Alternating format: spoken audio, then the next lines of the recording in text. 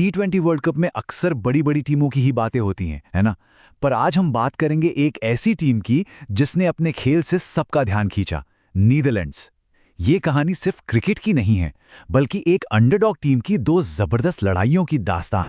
तो सोचिए क्या होता है जब एक छोटी सी टीम का सामना दुनिया के दो सबसे बड़े क्रिकेट पावर हाउस से होता है। ये बिल्कुल डेविड बनाम गोलायत वाली कहानी है जो क्रिकेट के मैदान पर 2 बार खेली गई और हर बार नतीजा एकदम अलग। कहानी का पूरा सार यही है, पहले पाकिस्तान और फिर भारत। ये दो मैच हमें क्रिकेट के दो एकदम अलग चेहरे दिखाते हैं। एक जहां उम्मीद की एक छोटी सी किरण थी और दूसरा जहां सिर्फ और सिर्फ ताकत का बोलबाला था। चलिए इस सफर में और गहराई से उतरते हैं। तो पहला मुकाबला था पाकिस्तान के खिलाफ, एक ऐसा मैच जो सच में आखिरी पलों तक किसी भी तरफ जा सकता था, जिसे कहते हैं ना, एक सच्ची कांटे की टक्कर। पाकिस्तान ने जब 14-48 रनों का पीछा करना शुरू किया तो शुरुआत बहुत अच्छी रही। एक टाइम पर तो ऐसा लग रहा था कि भाई ये मैच तो पाकिस्तान बड़ी आसानी से जीत जाएगा और नीदरलैंड्स के लिए कोई मौका ही नहीं बचेगा। लेकिन फिर मैच का पासा पलटना शुरू हुआ।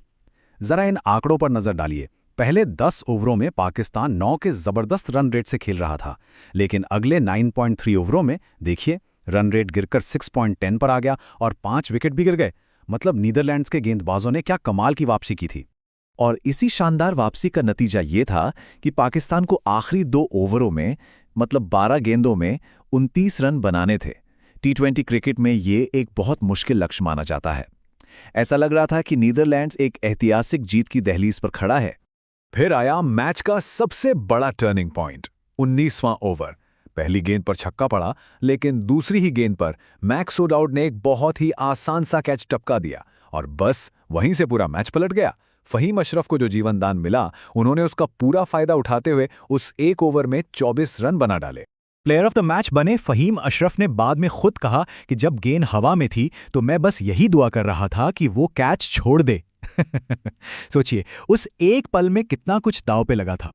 और वहीं दूसरी तरफ नीदरलैंड्स के कप्तान स्कॉट एडवर्ड्स के ये शब्द उस दिल तोड़ने वाली हार की पूरी कहानी बयां करते हैं। उन्होंने कहा, कभी कभी क्रिकेट एक बहुत क्रूर खेल हो सकता है। वो जीत के इतने करीब आकर हार गए थे। पाकिस्तान के खिलाफ उस करीबी दिल तोड़ने वाले मुकाबले के बाद नीदरलैंड्स का सामना हुआ टीम इंडिया से, और यहां कहानी बिल्कुल अलग थी।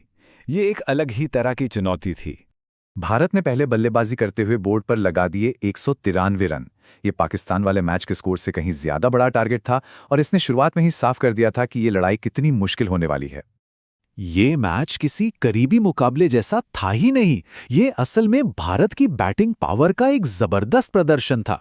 शुरुआत में कुछ विकेट जरूर गिरे, लेकिन उसके बाद भारतीय बल्लेबाजों ने डच गेंदबाजों पर पूरी तरह से अपना दबदबा बना लिया। और ये किसी एक खिलाड़ी की वजह से नहीं हुआ, ये एक टीम एफर्ट था। शिवम दुबे ने तो कमाल की पारी खेली ही, लेकिन सूर्य कुमार यादव, तिलक वर्मा और हार्दिक पांड्या सबने तेजी से रन बनाए और ये पक्का किया कि भारत एक बहुत बड़े स्कोर तक पहुंचे। लेकिन हाँ, एक खिलाड़ी जिसने इस बारी को पूरी तरह से डिफाइन किया, वो थे Shivam Dubey. T20 world cup में उनका पहला अर्धशतक था ये, और उन्होंने इसे एक ऐसी यादगार पारी बना दिया जिसने मैच का रुख पूरी तरह से भारत की ओर मोड़ दिया। और बस ये एक आंकड़ा शिवम दुबे के इम्पैक्ट को बताने के लिए काफ़ी है।